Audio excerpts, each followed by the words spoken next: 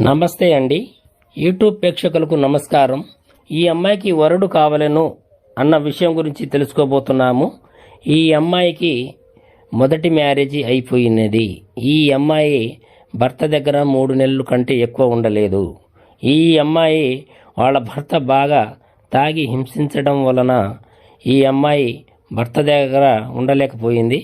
ఈ అమ్మాయి వయసు 25 సంవత్సరాలు.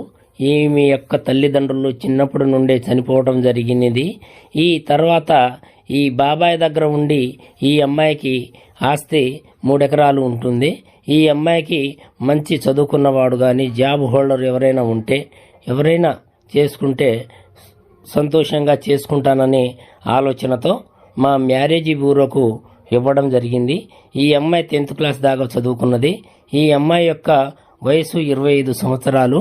ఈ అమ్మాయి మంచివాడు ఎవరైనా ఉంటే చేసుకుంటాననే ఆలోచనతో మా మ్యారేజీ బ్యూరో తెలుగులో ఐడికి